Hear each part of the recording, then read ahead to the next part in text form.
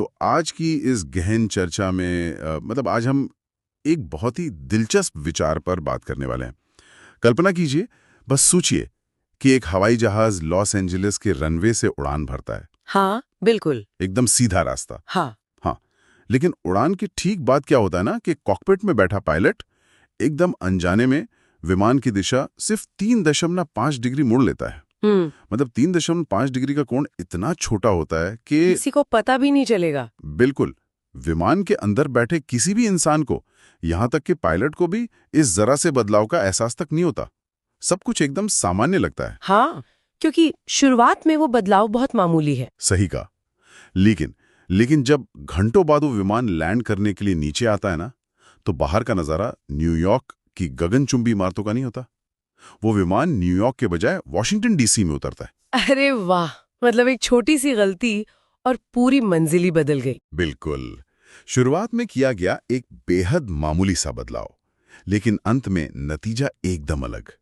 और पता है, आज की हमारी इस चर्चा का आधार यही एक छोटा सा लेकिन बहुत गहरा विचार है। तो आज हम किस स्रोत पर चर्चा कर रहे हैं? हाँ, तो आज हम जेम्स क्लियर की बहुत ही मशहूर किताब एटॉमिक हैबिट्स की ऑडियो बुक के सारांश का विश्लेषण कर रहे हैं। आज का हमारा मिशन ये समझना है कि कैसे बिल्कुल छोटी छोटी आदतें किसी भी इंसान के जीवन की दिशा को वॉशिंगटन डीसी से न्यूयॉर्क तक मोड़ सकती हैं। या यूं कहें कि असफलता से सफलता तक मोड़ सकते हैं। एकदम सही। और हम इन आदतों को बनाने या तोड़ने के पीछे का जो तंत्रिका विज्ञान है, मतलब जो न्यूरोलॉजी है ना, उसे भी आज गहराई से समझेंगे। मैं कहूंगी कि हवाई जहाज की दिशा बदलने वाला जो उदाहरण आपने दिया, ये इंसान के मनोविज्ञान पर बहुत सटीक बैठता है। इसमें जो बात सबसे ज्यादा ध्यान खींचती है वो है चक्रवृद्धि, यानी कंपाउंडिंग का सिद्धांत।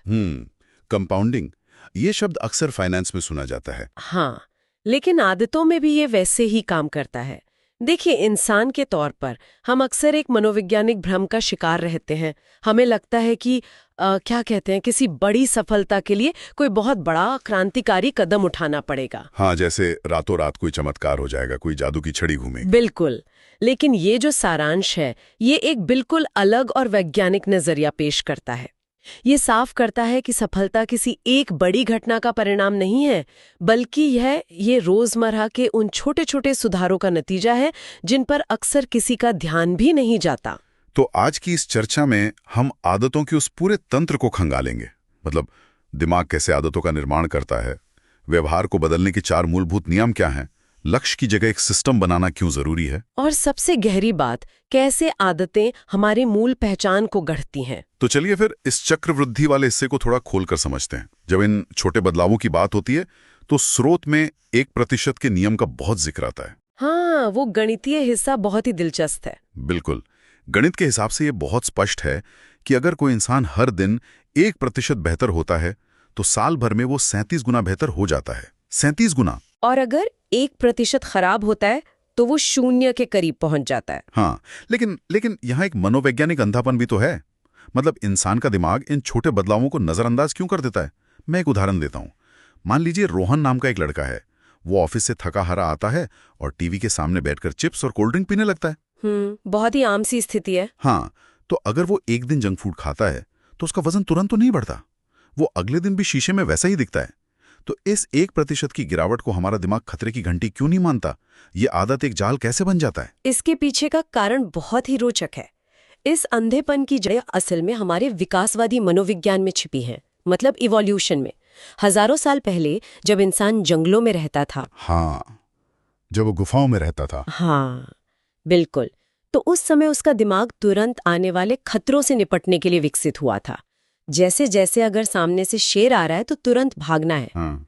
तब उसे ये नहीं सोचना था कि 10 साल बाद कोलेस्ट्रॉल बढ़ जाएगा। एकदम सही।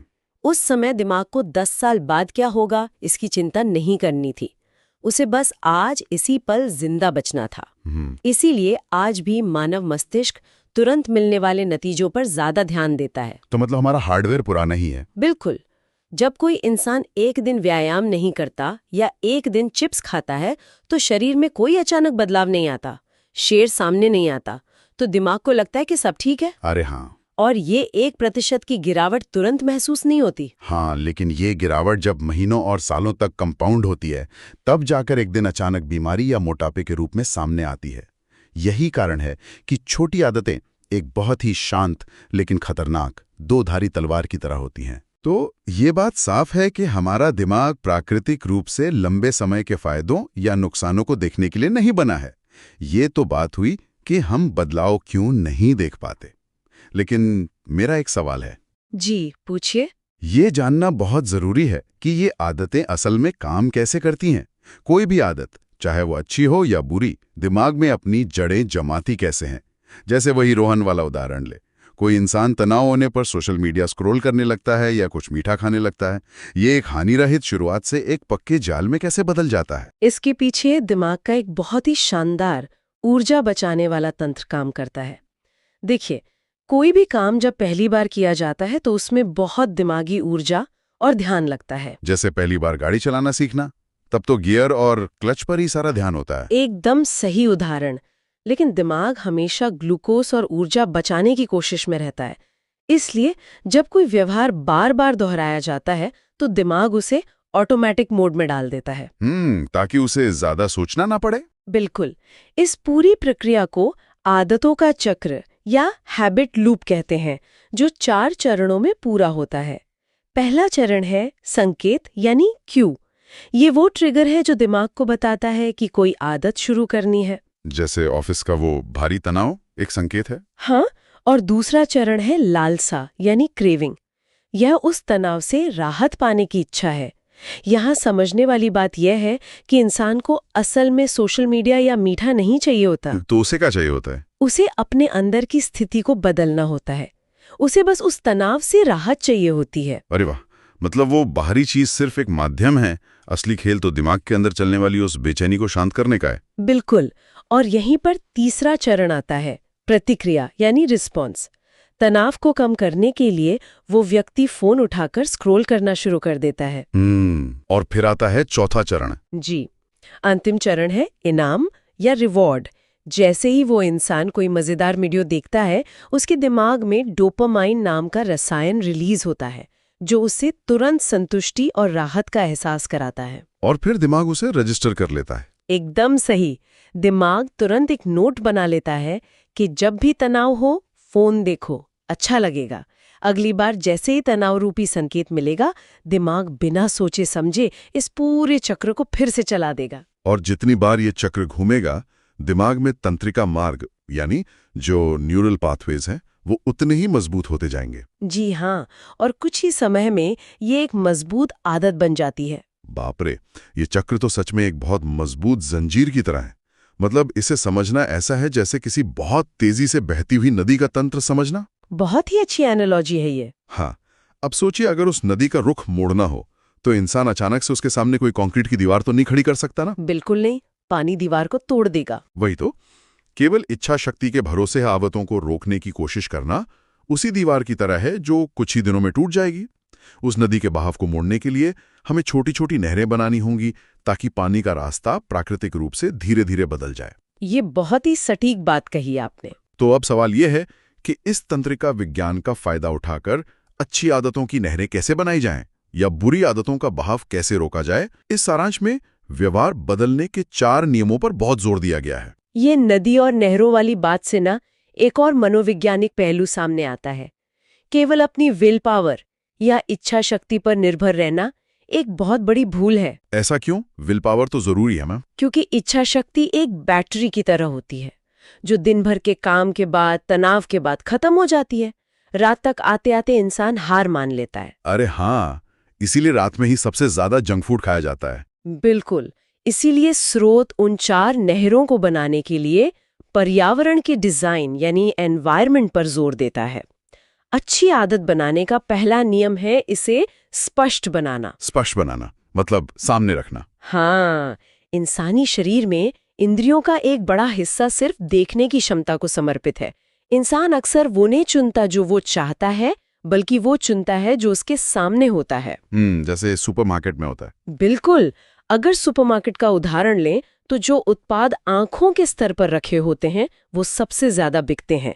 कंपनियों को ये बात बहुत अच्छे से पता है। तो अगर हमें अच्छी आदतें बनानी है तो हमें भी अपने घर का सुपरमार्केट खुद डिजाइन करना होगा। एकदम सही। अगर किसी को सेब खाने की आदत डालनी है और सेब फ्रिज के सबसे निचले हिस्से में किसी डब्बे में छिपे हैं, तो वो आदत कभी नहीं बनेगी। सेब को एक टोकरी में डाइनिंग टेबल के बिल्कुल बीच में रखना होगा। नियम क्या है? दूसरा नियम है इसे आकर्षक बनाना। यह नियम सीधे तौर पर डोपामाइन से जुड़ा है। विज्ञान बताता है कि जब कोई इंसान किसी इनाम की उम्मीद करता है तो उसके दिमाग में इनाम मिलने से पहले ही ज्यादा डोपामाइन रिलीज हो जाता है। मतलब सिर्फ सोचने भर से खुशी मिलने लगती है। हाँ, उम्मीद ही वो चीज है जो हमें काम करने पर मजबूर करती है। इसे लागू करने का एक बहुत अच्छा तरीका है टेम्पटेशन बंडलिंग। ये टेम्पटेशन बंडलिंग क्या होता है? यानी किसी ऐसे काम को जो करना जरूरी है लेकिन बोरिंग है, उसे किसी ऐसे काम के साथ जोड़ देना जो करना बहुत पसंद है। जैसे जैसे ट्रेडमिल पर दौड़ते समय ही अपनी पसंदीदा वेब सीरीज देखना। अरे वाह, मतलब सीरीज देखने का लालच आपको ट्रेडमिल तक ले जाएगा। बहुत बढ़िया। और तीसरा नियम शायद उस घर्षण या रुकावट को कम करने के बारे में है जो हमें कोई काम शुरू करने से रोकता है। जी हाँ, तीसरा नियम है इसे आसान बनाना। इंसान का स्वाभाविक स्वभाव है कि वो हमेशा सबसे कम मेहनत वाला रास्ता चुनता है। हम सब मूल रूप से थोड़े आलसी जो हैं। बिल्कुल। अगर किसी नई आदत और इंसान के बीच बहुत सारे कदम हैं, तो वो काम कभी नहीं होगा। कोई उदाहरण देकर समझाइए। मान लीजिए आपको गिटार बजाना सीखना है और आपका गिटार अलमारी के अंदर एक भारी बॉक्स में बंद रखा है, तो उसे बाहर निकालने की जो मेहनत है ना, वही इंसान को रोक देगी। हाँ, इंसान सोचेगा कि छोड़ो यार, कौन इतनी मेहनत करे। बिल्कुल। इसलिए गिटार को बेड के ठीक सामने एक स्टैंड पे रखना होगा ताकि उसे उठाना सबसे आसान काम हो। तो स्पष्ट बनाए, आकर्षक बनाए, आसान बनाए। जी। और चौथा नियम क्या है? और चौथा नियम है इसे संतोषजनक बनाना। जैसा कि हमने पहले बात की थी कि मानव मस्तिष्क तुरंत इनाम चाहता है। अच्छी आदतों के साथ समस्या ये है कि उनका इनाम भविष्य में मिलता है। हाँ, व्यायाम का फायदा महीनों बाद दिखता है। इसीलिए जब भी कोई अच्छी आदत पूरी की जाए तो तुरंत खुद को कोई छोटी सी खुशी देनी चाहिए ताकि दिमाग उस व्यवहार को भविष्य में दोहराना चाहे। ये तंत्र बहुत ही स्पष्ट है और मुझे लगता है कि बुरी आदतों को तोड़ने के लिए ठीक इन्हीं नियमों को उलट देना चाहिए। मतलब उस बहाव को रोकने के लिए उन चीजों को मुश्किल बनाना होगा। एकदम सही समझे आप। बुरी आदतें छोड़ने के लिए पहले नियम को उलटकर अदृश्य बनाना होगा। मतलब अगर फोन की लत है तो काम करते समय फोन को दूसरे कमरे में रख दो, नजर नहीं आएगा तो विचार नहीं आएगा। बिल्कुल। दूसरे नियम को पलटकर अप्रिय बनाना होगा। तीसरे को कठिन बनाना होगा, जैसे सोशल मीडिया ऐप्स पर ऐसा पासवर्ड लगाना जो याद ना रहे और हर बार कागज में देख के टाइप करना पड़े। ये छोटा सा घर्षण ही दिमाग को रोक देगा। हाँ, और चौथे को असंतोषजनक बनाना होगा। देखिए, नियम तो समझ आ गए, लेकिन आदतों को शुरू करने में जो सबसे बड़ी रुकावट आती है वो है काम का बहुत बड़ा लगना। सारांश में 2 ऐसी तकनीकों का उल्लेख है जो इस मानसिक रुकावट को तोड़ने में बहुत कारगर लगती हैं। आप हैबिट स्टैकिंग और 2 मिनट रूल की बात कर रहे हैं ना? हाँ, एक है आदतों की श्रृंखला यानी हैबिट स्टैकिंग, हाँ। और दूसरी है 2 मिनट का नियम। हाँ। ये दोनों विज्ञान के नजरिए से कैसे काम करती हैं? देखिए, आदतों की श्रृंखला का सीधा संबंध दिमाग के उन न्यूरल पाथवेज से है जो पहले से ही बहुत मजबूत हैं। कोई भी पुरानी आदत जो सालों से चल रही है, उसका न्यूरल पाथवे एक चौड़े हाईवे की तरह होता है। और जो नई आदत हम बनाना चाहते हैं, वो एक कच्ची पगडंडी की तरह होती है। हैबिट स्टैकिंग का मतलब है उस नई पगडंडी को सीधे उस पुराने मजबूत हाईवे से जोड़ देना। अच्छा, कैसे? जैसे मान लीजिए आप तय करते हैं, रोज सुबह जब मैं अपनी कॉफी का कप हाथ में लूंगा, ठीक उसी पल में ध्यान करने के लिए बैठूंगा। अरे वाह! तो यहाँ कॉफी पीने की जो पुरानी आदत है वो नई आदत के लिए एक ऑटोमेटिक ट्रिगर बन जाती है। आपको अलग से याद नहीं रखना पड़ता। बिल्कुल सही। और ये 2 मिनट का नियम, ये तो सुनने में ऐसा लगता है जैसे खुद को ही धोखा दे रहा हो। मतलब कोई इंसान सिर्फ 2 मिनट में क्या ही कर सकता है। ये खुद को धोखा देना नहीं है, बल्कि ये भौतिकी के जड़त्व के नियम या लॉ ऑफ इनर्शिया को मनोविज्ञान में लागू करना है। लॉ ऑफ इनर्शिया थोड़ा सरल भाषा में समझाइए। आपने देखा होगा कि कोई भी भारी चीज जब रुकी होती है तो उसे अपनी जगह से हिलाने में सबसे ज्यादा ऊर्जा लगती है। लेकिन एक बार जब वो लुढ़कनी शुरू हो जाती है तो उसे धक्का देना आसान हो जाता है। हाँ, बिल्कुल। शुरुआत में ही सबसे ज्यादा जोर लगता है। हमारा दिमाग भी ऐसा ही है। वो किसी बड़े काम को देखकर घबरा जाता है और टाल मटोल शुरू कर देता है। 2 मिनट का नियम कहता है कि नई आदत सिर्फ 2 मिनट के लिए शुरू करनी है। मतलब अगर किताब पढ़नी है तो सिर्फ एक पन्ना पढ़ना है, अगर दौड़ना है तो सिर्फ दौड़ने वाले जूते पहनने हैं। इसका मकसद उस काम को खत्म करना नहीं है, बल्कि शुरुआत करने की आदत डालना है। अरे हाँ, क्योंकि एक बार जूते पहन लेने के बाद इंसान के लिए घर में बैठना मुश्किल हो जाता है, वो दौड़ने निकल ही जाता है। ये तो सच में मास्टर स्ट्रोक है। बिल्कुल, ये दिमाग के आलस को बाईपास करने का तरीका है। अब यहाँ से ना इस चर्चा का एक बहुत ही दिलचस्प और मैं कहूँगा थोड़ा चुनौतीपूर्ण हिस्सा शुरू होता है। अक्सर समाज में, किताबों में और मोटिवेशनल भाषणों में एक बात बहुत जोर देकर कही जाती है। कौन सी बात? कि बड़े लक्ष्य बनाओ, बड़े सपने देखो। अगर लक्ष्य बड़ा नहीं होगा तो कोई कहीं नहीं पहुंचेगा। ये तो हमें बचपन से सिखाया जाता है। हाँ, लेकिन ये स्रोत एक बिल्कुल अलग बात कह रहा है। ये कह रहा है कि लक्ष्यों पर ध्यान देना बंद कर देना चाहिए और अपना पूरा ध्यान सिस्टम या प्रक्रिया पर लगाना चाहिए। ये तो बरसों पुरानी मान्यताओं को ही चुनौती दे रहा है। लक्ष्य क्यों महत्वपूर्ण नहीं है? यह एक बहुत ही जायज चुनौती है। इस बात को समझने के लिए हमें सर्वाइवरशिप बायस को समझना होगा, यानी केवल सफल लोगों को देखने की मनोवैज्ञानिक त्रुटि। थोड़ा और विस्तार से बताइए। देखिए, दुनिया में जब भी कोई ओलंपिक दौड़ जीतता है तो लोग कहते हैं कि उसका लक्ष्य गोल्ड मेडल जीतना था, इसलिए वो जीता। हाँ, सब यही कहते हैं। लेकिन सच्चाई ये है कि उस दौड़ में दौड़ने वाले हर एथलीट का लक्ष्य गोल्ड मेडल जीतना ही था। जीतने वाले और हारने वाले दोनों के लक्ष्य बिल्कुल एक ही थे। अरे हाँ, ये तो मैंने कभी सोचा ही नहीं। इसलिए ये कहना गलत है कि लक्ष्य ने उसे जिताया। जो चीज जीतने वाले को अलग बनाती है वो उसका सिस्टम था, उसकी रोज की ट्रेनिंग, उसकी डाइट, उसकी रिकवरी करने का तरीका। लक्ष्य केवल दिशा तय करने के लिए अच्छे हैं, लेकिन उस दिशा में आगे बढ़ने का सारा काम सिस्टम करता है। ये उदाहरण बहुत ही स्पष्ट तस्वीर पेश करता है। जैसे अगर क्रिकेट का खेल चल रहा हो तो एक बल्लेबाज का लक्ष्य स्कोरबोर्ड पर बड़ा स्कोर खड़ा करना होता है। बिल्कुल। लेकिन अगर वो नेट्स में प्रैक्टिस करते समय या मैदान पर खेलते समय लगातार सिर्फ स्कोरबोर्ड को देखता रहेगा तो अगली ही गेंद पर आउट हो जाएगा। एकदम सही कहा आपने। उससे अपना पूरा ध्यान उस प्रक्रिया पर, उस आती हुई गेंद पर लगाना होता है। सिस्टम ही वो चीज है जो इंसान को वर्तमान में काम करने पर मजबूर करती है। बिल्कुल। और लक्ष्यों के साथ एक और बड़ी मनोवैज्ञानिक समस्या है, वो ये कि वे इंसान की खुशी को भविष्य पर टाल देते हैं। मतलब हम शर्त लगा लेते हैं खुद से। हाँ, इंसान सोचता है कि जब मेरा ये लक्ष्य पूरा हो जाएगा ना, तब मैं खुश होऊंगा। और लक्ष्य पूरा होने के बाद अक्सर योयो इफेक्ट देखने को मिलता है। योयो इफेक्ट? जी, जैसे वजन कम करने में होता है। जी। जैसे किसी व्यक्ति ने लक्ष्य बनाया कि उसे 10 किलो वजन कम करना है, उसने किसी तरह खुद को भूखा रखकर वो लक्ष्य हासिल कर लिया, लेकिन जैसे ही लक्ष्य पूरा हुआ उसे आगे बढ़ने का कारण ही खत्म हो गया और वो कुछ ही दिनों में अपनी पुरानी आदतों में वापस लौट जाता है और उसका वजन फिर से बढ़ जाता है। लक्ष्य सिर्फ एक क्षणिक बदलाव लाते हैं, जबकि एक मजबूत सिस्टम जीवन भर का बदलाव लाता है। सिस्टम बनाने का मतलब है कि इंसान उस प्रक्रिया से प्यार करने लगता है, नतीजों से नहीं। तो मतलब सिस्टम वो गाड़ी है जो इंसान को हर दिन आगे बढ़ाती है। लेकिन मैंने देखा है कि कई बार बहुत अच्छे सिस्टम भी टूट जाते हैं। लोग एक बेहतरीन रूटीन बनाते हैं, हफ्तों तक उसका पालन करते हैं और फिर अचानक सब कुछ छूट जाता है। हाँ, ऐसा बहुत लोगों के साथ होता है। और यहीं पर सारांश हमें इस पूरी चर्चा के सबसे गहरे और दार्शनिक स्तर पर ले जाता है, और वो है पहचान या आइडेंटिटी का निर्माण। ऐसा लगता है कि आदतें, सिस्टम और लक्ष्य ये सब ऊपरी सतह हैं। असली नींव तो इंसान की पहचान है। यही वो बिंदु है जहां स्थायी बदलाव जन्म लेता है। किसी भी बदलाव के 3 स्तर होते हैं: परिणाम, प्रक्रिया और पहचान।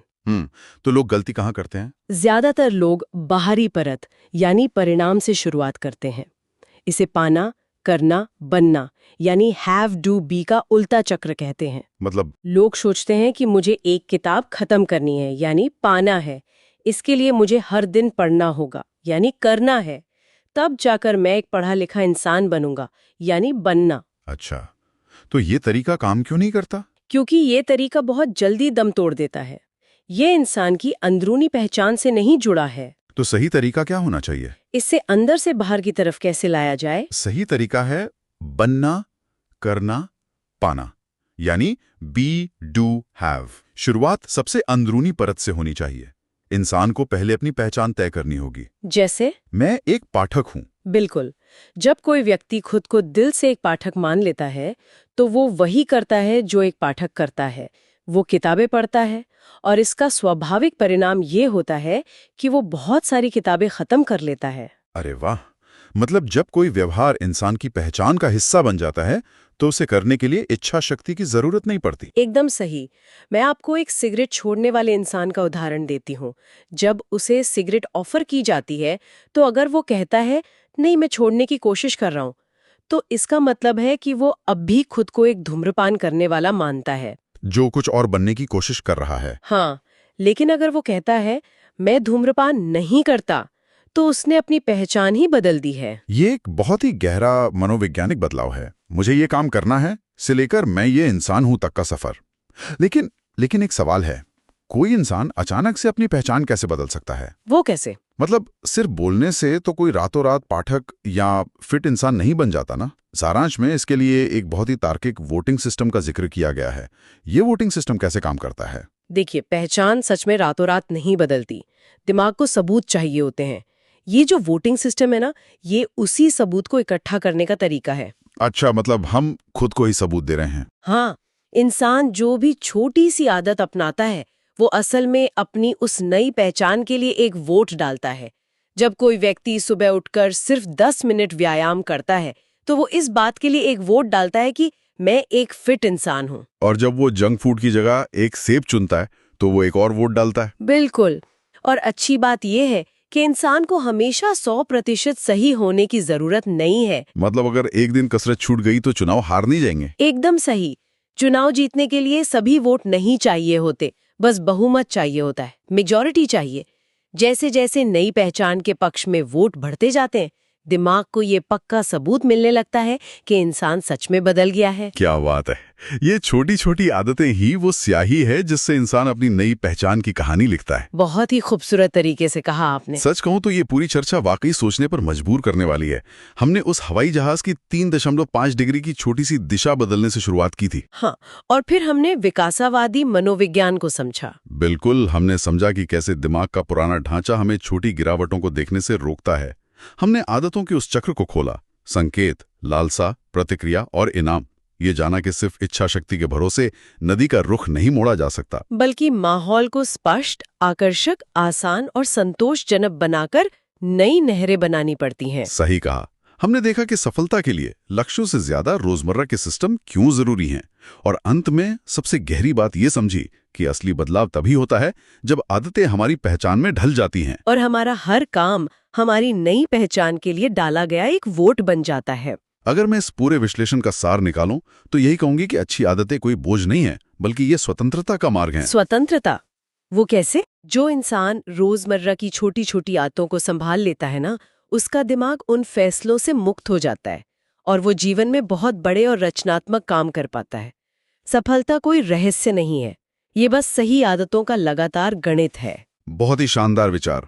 और इसी के साथ आज की ये डीप डाइव एक बहुत ही बुनियादी सवाल पर आकर रुकती है। ये सोचना सच में बहुत दिलचस्प है कि हर रात जब दुनिया सो रही होती है तो हमारी आज की छोटी छोटी आदतें बहुत शांति से हमारे आने वाले कल का निर्माण कर रही होती हैं। बिल्कुल। कोई इंसान भविष्य में क्या बनेगा ये कोई रहस्य नहीं है, ये सिर्फ उसके आज के छोटे छोटे फैसलों का, उसके आज के डाले गए वोटों का एक आईना है। तो हर दिन की समाप्ति पर सोने से पहले खुद से ये सवाल जरूर पूछिएगा कि आज के वोट किसे गए। हाँ, आज दिन भर की आदतों ने किस तरह की पहचान को चुनाव जिताने के लिए बहुमत दिया है?